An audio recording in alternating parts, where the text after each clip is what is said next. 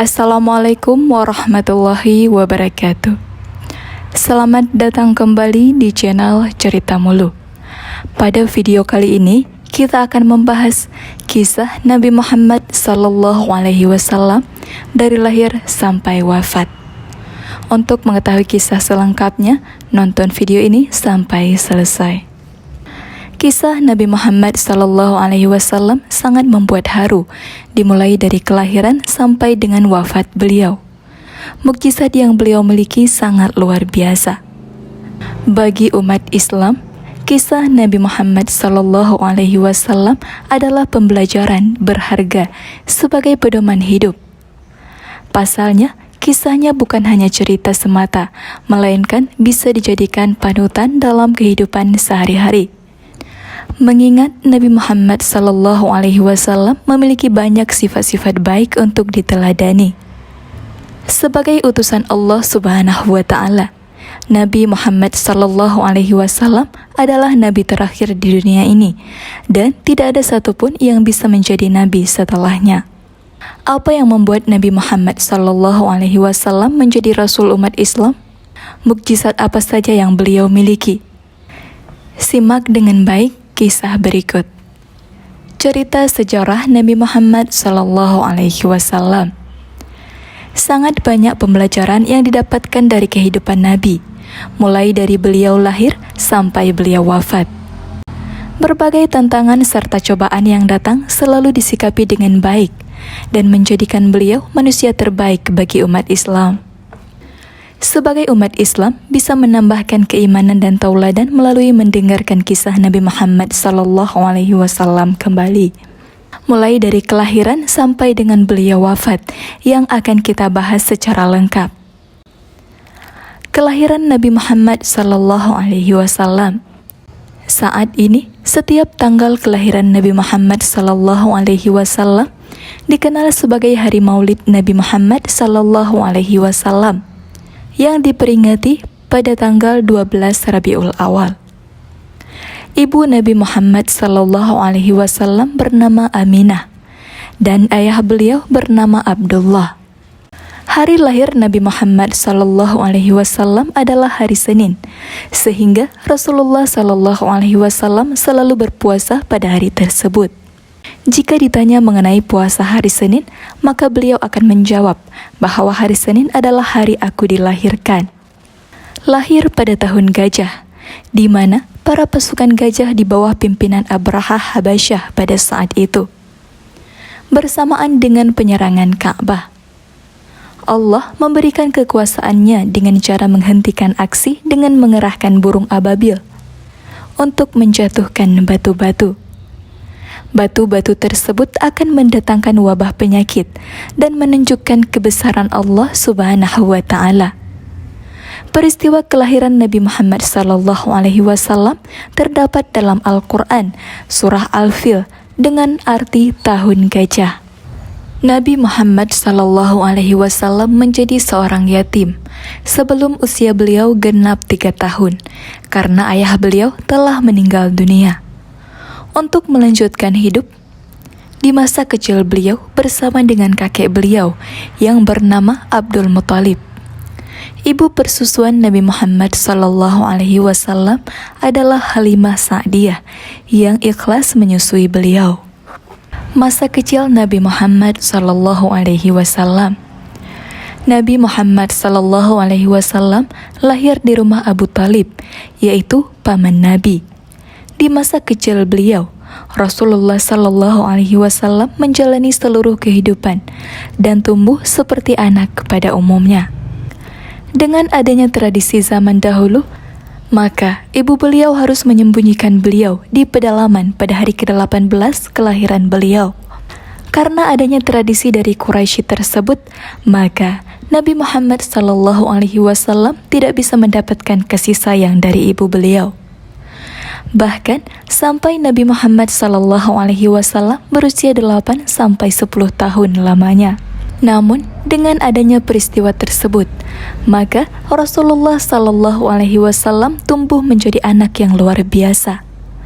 Beberapa sifat yang beliau miliki cukup menakjubkan, seperti cepat tanggap, bersikap baik, serta cerdas untuk ukuran anak seusia beliau. Nabi Muhammad SAW beranjak remaja. Saat masa remaja, kisah Nabi Muhammad SAW dijauhkan dari perbuatan tercela yang bisa merugikan sesamanya. Dengan begitu, Nabi menjadi orang yang memiliki akhlak terpuji. Pada suatu ketika, Nabi bercerita bahwa 2 kali duduk mendengarkan pesta perkawinan yang terjadi di zaman jahiliyah.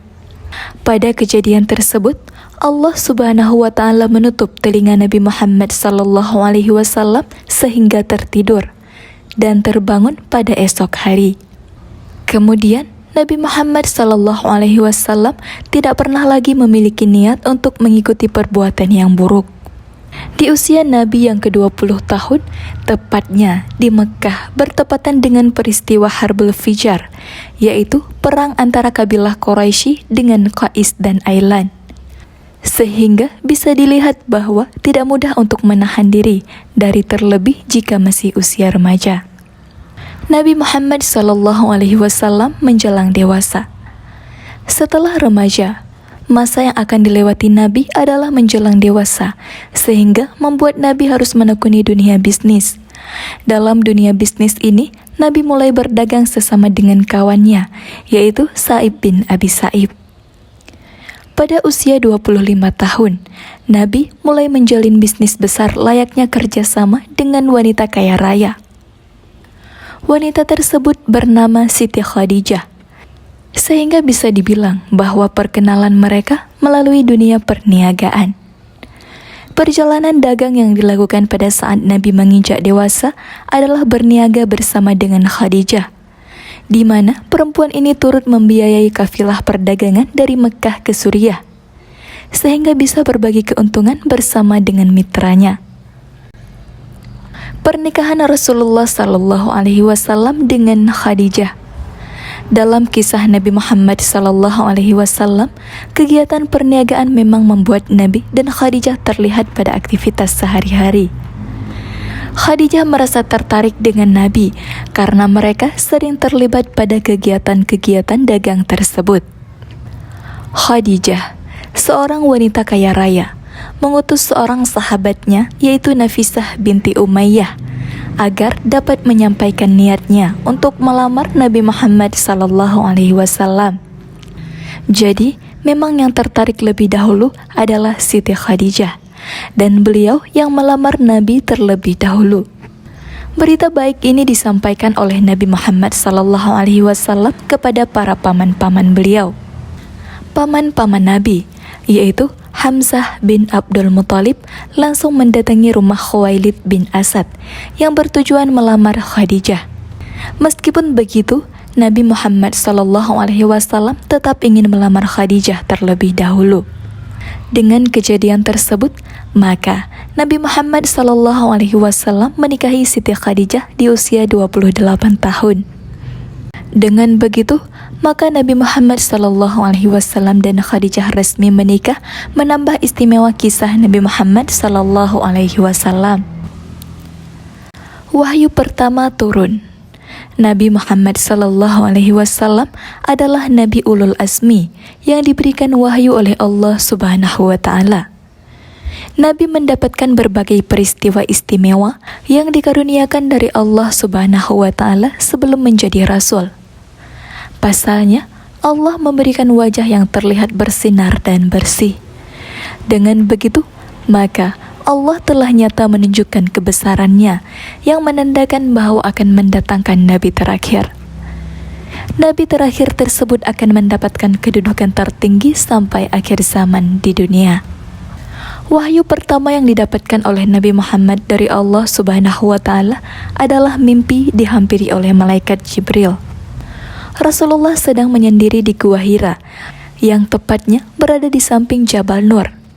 Wahyu yang didapatkan adalah surah Al-Alaq ayat 1 sampai dengan 4.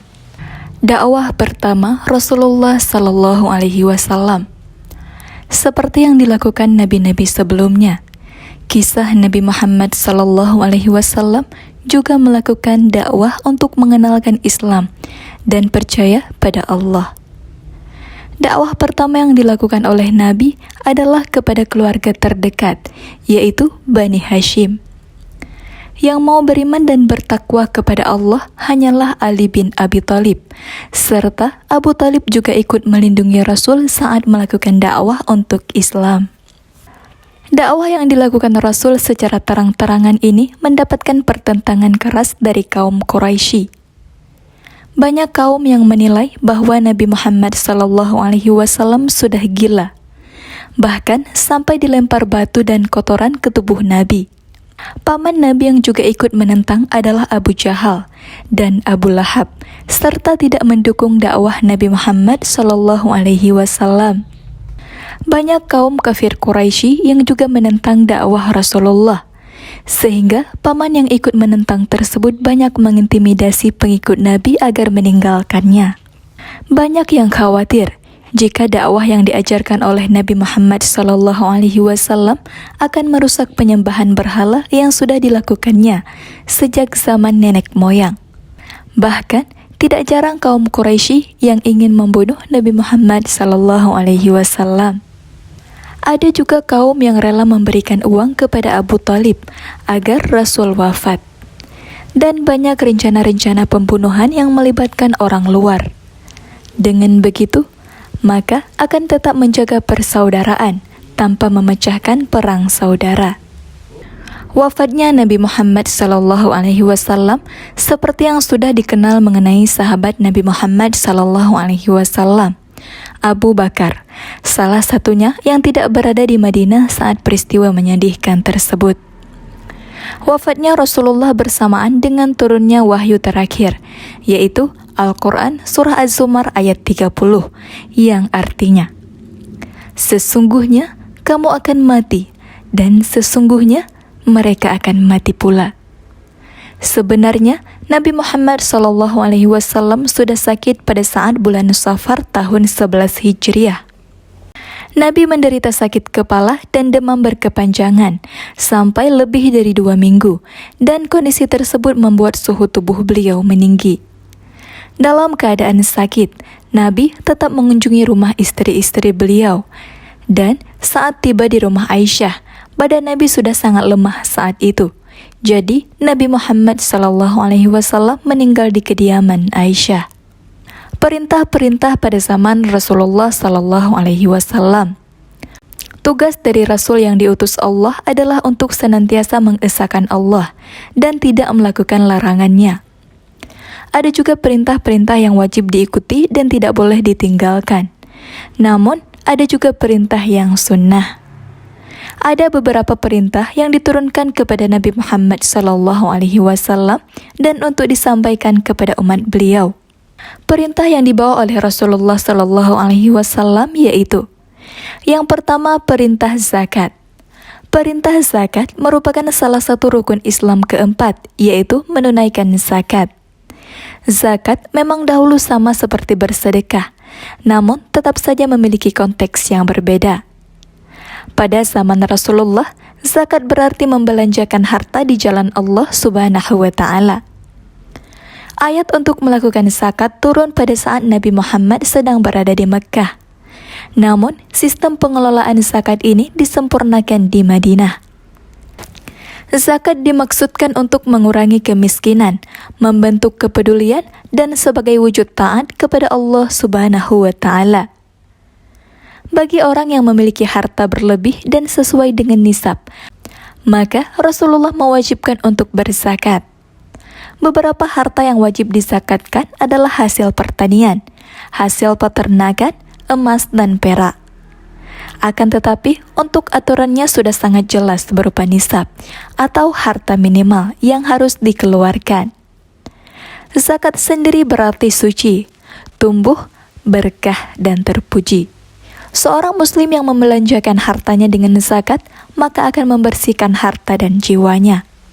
Bahkan dengan berzakat, maka harta yang dimiliki akan terus tumbuh dan tidak akan mengalami kekurangan. Yang kedua adalah perintah salat. Momen bersejarah pada kisah Nabi Muhammad yang dimiliki oleh umat Islam melalui Nabi Muhammad SAW adalah peristiwa Isra Mi'raj. Pasalnya, untuk peristiwa ini akan mendatangkan perintah melakukan salat 5 waktu. Maksud dari peristiwa ini sendiri yaitu Isra, yang merupakan perjalanan malam hari. Dan arti dari Mi'raj sendiri adalah tangga. Peristiwa ini merujuk pada kisah Nabi Muhammad akan perjalanannya ke Sidratul Muntaha yang melalui bumi dan langit. Awal mulanya, burak didatangkan oleh malaikat Jibril sebagai kendaraan Nabi karena memiliki kecepatan tinggi. Burak sendiri adalah kendaraan dengan rupa hewan putih yang memiliki 2 sayap di antara kaki-kakinya. Perjalanan Nabi Muhammad SAW dari Masjidil Haram ke Baitul Maqdis juga menggunakan kendaraan ini. Selain perintah salat 5 waktu, Nabi Muhammad SAW juga dipertemukan dengan banyak nabi-nabi sebelumnya. Yang ketiga adalah perintah kurban. Perintah untuk berkurban pada zaman Rasulullah ini jatuh pada saat Nabi Muhammad SAW sedang melakukan haji wada di Mina. Di waktu tersebut, Rasulullah sedang menyembelih unta sebanyak 100 ekor pada saat selesai melakukan ibadah salat Idul Adha. 63 ekor unta disembelih sendiri oleh Rasulullah, sedangkan sisanya diserahkan kepada sahabatnya, yaitu Ali bin Abi Thalib. Sebenarnya, untuk perintah ini sudah ada pada surat Al-Hajj ayat 36, yang memerintahkan untuk muslim berkurban dan memberikan jenis-jenis hewan yang dapat dikurbankan. Dalam melaksanakan perintah ini, maka ada baiknya umat muslim mengetahui bagaimana cara menyembelihnya dan tujuan dari kurban dilakukan. Mukjizat Nabi Muhammad SAW dari Allah Subhanahu wa Ta'ala.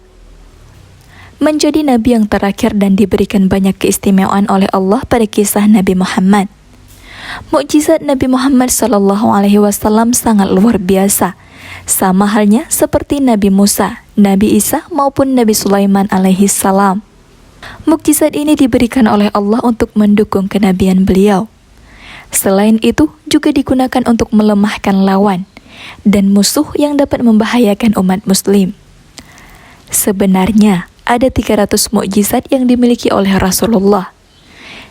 Berikut, kita akan membahas beberapa poin yang wajib diketahui, yaitu yang pertama adalah ASI melimpah. Nabi Muhammad SAW mendapatkan mukjizat pertama kali pada ibu persusuan beliau, yaitu Halimah. Sebenarnya, Halimah adalah perempuan yang kurus, namun tetap mencoba untuk menyusui Nabi Muhammad ketika masih bayi. Ajaibnya, air susu tersebut mengalir sangat deras, padahal sebelumnya beliau merasa kurang saat menyusui anak-anaknya. Bukan hanya Halimah, karena suaminya juga heran karena mukjizat lain datang karena adanya bayi Muhammad. Unta yang selama ini menjadi hewan peliharaannya tiba-tiba mengeluarkan air susu yang sangat banyak. Keluarga itu minum susu unta yang dihasilkan dari peternakannya dan bisa digunakan untuk memenuhi kebutuhan sehari-hari. Yang kedua, dada Muhammad dibelah. 2 bulan lamanya Muhammad diasuh oleh Halimah karena ibunya menolak jika anaknya harus hidup di Mekkah. Hal tersebut bukan karena tanpa alasan, karena kurang baik untuk perkembangan Nabi Muhammad. Sehingga bayi Muhammad yang berusia 2 bulan ikut ibu asuhnya dan tumbuh bersama saudaranya. Pada saat menggembala bersama saudaranya, tiba-tiba ada 2 orang laki-laki dengan pakaian serba putih dan menghampiri Muhammad. Kedua orang tersebut langsung membelah dada Muhammad dan mengambil benda hitam yang ada di dalamnya. Nabi sendiri tidak tahu apa maksud dan tujuannya. Bahkan, ibu dan ayah asuh Muhammad saat itu juga bingung akan maksud peristiwa tersebut. Yang ketiga, membelah bulan. Tidak kaget lagi saat kaum kafir menentang Nabi Muhammad karena ingin menunjukkan kenabiannya.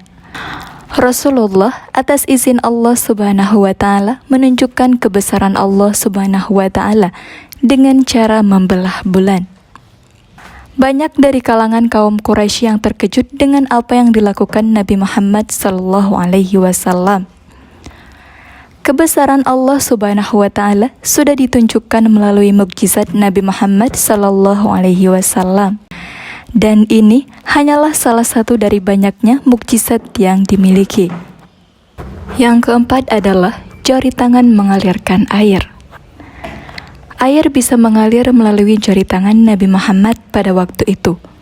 Hal ini bertepatan dengan hari perjanjian di mana orang-orang yang datang merasakan haus luar biasa. Saat Rasulullah sudah selesai berwudu, maka mereka bergegas menghampiri beliau. Orang-orang tersebut berkata bahwa tidak ada air yang bisa digunakan untuk minum dan berwudu. Hanya sepanci air kecil saja yang dimiliki dan pastinya kurang untuk semua orang.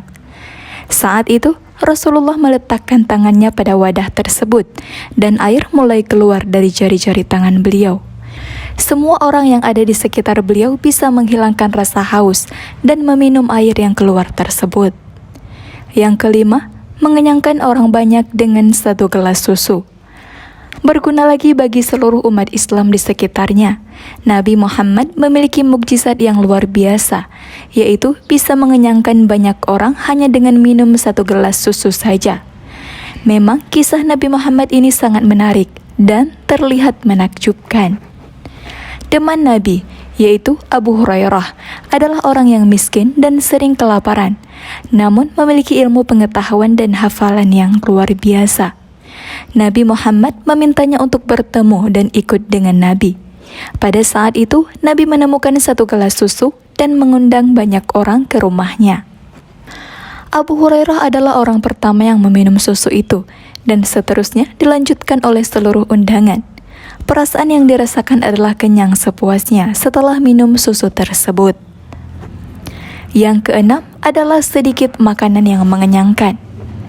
Kisah Nabi Muhammad SAW kala itu sedang dalam keadaan lemas, dan Abu Talhah dan istrinya mendengar kabar tersebut.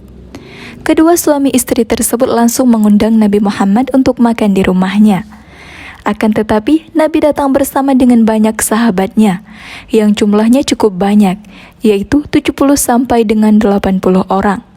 Pastinya suami istri tersebut merasa kebingungan karena banyak orang yang datang dan makanannya tidak cukup. Nabi mendoakan makanan tersebut terlebih dahulu sebelum mempersilahkan tamu yang lain makan. Makan dilakukan secara bergantian, 10 orang dan semuanya merasa kenyang setelah pergantian makan tersebut. Yang ketujuh adalah doa diturunkan hujan. Saat Rasulullah berkhutbah dalam salat Jumat, ada orang yang meminta Rasulullah untuk berdoa agar meminta hujan diturunkan saat itu. Hal tersebut karena kondisi kekeringan yang telah berlangsung cukup lama dan memberikan dampak besar pada kehidupan. Nabi Muhammad SAW mendoakan sampai dengan Jumat berikutnya sehingga hujan turun. Akan tetapi, seseorang membawa kabar karena hujan yang turun terus-menerus, maka banyak rumah yang rusak. Nabi berdoa kembali agar dapat berpindah ke Madinah sesuai permintaan umatnya. Yang kedelapan adalah hidupnya kerikil. Kisah Nabi Muhammad yang menarik lainnya adalah hidupnya kerikil yang merupakan salah satu mukjizatnya juga. Hal tersebut terjadi pada saat Nabi Muhammad bertasbih menggunakan batuan kecil di tangan beliau. Yang kesembilan adalah pelepah menangis. Rasulullah memiliki kebiasaan untuk berkhutbah bersandar pada pelepah kurma. Pada saat sudah ada mimbar untuk berdakwah, maka pohon bekas sandaran Nabi tersebut menangis, seperti unta yang sedang melahirkan, kata orang yang mendengarnya. Kemudian Nabi mengusapkan tangannya ke permukaan pelepah tersebut, menghampiri dan meletakkan tangan, lalu pelepah tersebut terdiam. Yang ke-10, mengobati sakit mata. Ali bin Abi Thalib, sahabat Nabi yang menjadi pemegang bender kala itu, mengeluh sakit mata. Kemudian Rasulullah memanggil Ali dan meludahi matanya. Mukjizat yang diberikan Allah adalah sakit mata Ali langsung sembuh dengan waktu yang cepat. Bahkan penyembuhannya terlihat bahwa Ali tidak pernah sakit mata sebelumnya. Dengan begitu, maka tugas Ali membawa bendera akan berlangsung dengan mudah. Yang ke-11 adalah peristiwa Isra Mi'raj. Peristiwa penting dalam kisah Nabi Muhammad SAW adalah Isra Mi'raj, yang merupakan awal dari perintah salat 5 waktu untuk para umat muslim. Perjalanan yang dilakukan oleh Nabi Muhammad sangat menakjubkan, karena bisa mengunjungi Sidratul Muntaha melewati bumi dan langit. Mula dari peristiwa ini adalah pada saat Jibril mendatangkan Burak, yaitu kendaraan untuk Nabi yang memiliki kecepatan luar biasa. Burak ini berupa hewan putih dengan sayap yang ada di antara kakinya. Peristiwa Isra Mi'raj memang bertujuan untuk memberikan perintah salat kepada umat Nabi Muhammad SAW. Namun, dalam perjalanannya, Nabi bisa bertemu dengan banyak nabi-nabi sebelumnya yang mendahuluinya. Yang ke-12 adalah Al-Quran. Mukjizat terbesar yang didapatkan oleh Nabi Muhammad SAW adalah kitab suci Al-Quran. Keutamaannya dalam kehidupan umat Islam sangatlah besar, karena bisa digunakan sebagai pedoman hidup yang baik. Dalam mendapatkan pemaknaan Al-Quran yang baik, maka Nabi Muhammad meminta orang-orang ahli dalam fasih berbahasa, sastra, dan syair. Mukjizat inilah yang paling utama bagi Nabi Muhammad SAW yang berasal dari Allah Subhanahu wa Ta'ala. Pasalnya, di dalam Al-Quran, seluruh ajaran dalam kitab-kitab sebelumnya yang diberikan kepada 4 nabi dan rasul sudah menjadi yang abadi dan terakhir. Al-Quran bisa digunakan selama hidup sampai akhir hayat dan tidak tergerus dengan perkembangan zaman. Pembelajaran menarik bisa didapatkan dalam Al-Quran melalui kisah Nabi Muhammad SAW, kisah-kisah orang kafir, dan lainnya. Bahkan di dalamnya terdapat banyak mukjizat nabi-nabi sebelumnya dan bisa dijadikan acuan dalam kehidupan sehari-hari. Sahabat Nabi yang menjadi penerus setelah beliau wafat. Setelah Nabi Muhammad SAW wafat, perjuangan beliau dalam Islam dilanjutkan oleh para sahabatnya. Upaya para sahabat Nabi ini tidak bisa dinilai dengan apapun karena kepemimpinannya yang sangat bijaksana dan adil. Terdapat 4 sahabat Nabi yang sekaligus menjadi khalifah saat Nabi telah wafat, yaitu yang pertama ada Abu Bakar As-Siddiq. Sahabat pertama adalah Abu Bakar As-Siddiq yang merupakan mertua Rasulullah SAW, ayah dari istri beliau yaitu Aisyah. Mendapatkan gelar As-Siddiq karena selalu berkata benar dan selalu menegakkan kejujuran. Tombak dari kepengurusan Islam setelah Nabi wafat adalah para sahabatnya. Dalam kepemimpinannya, Abu Bakar memulai sebuah misi dengan memberikan nama As-Sabiqunal Awwalun sebagai generasi pertama untuk menyerukan agama Allah. Pada saat menjalankan dakwahnya, terlihat sangat sungguh-sungguh dan sabar. Ada beberapa orang yang berhasil diajak masuk ke dalam Islam. Sayangnya, tidak lama setelah itu, Abu Bakar menentukan penggantinya, yaitu Umar bin Khattab, karena percaya dengan sikapnya.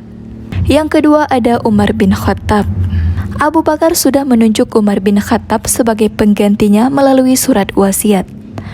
Umar melanjutkan kepemimpinan Abu dan dikenal sebagai orang yang sangat tangguh dalam menyerukan agama Islam. Prinsip yang dimiliki yaitu tegas, adil, dan berani dalam memimpin. Bisa dikatakan bahwa Umar adalah pemimpin yang dibutuhkan oleh umat Islam karena berani menegakkan keadilan dan hak-hak rakyatnya.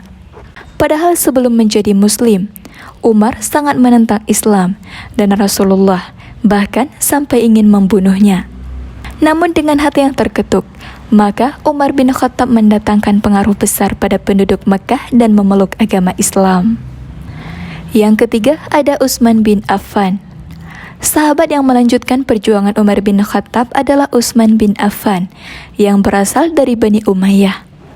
Utsman adalah pedagang kain, namun kesuksesannya sangat baik sehingga menjadi ahli ekonomi dan memiliki banyak hewan ternak.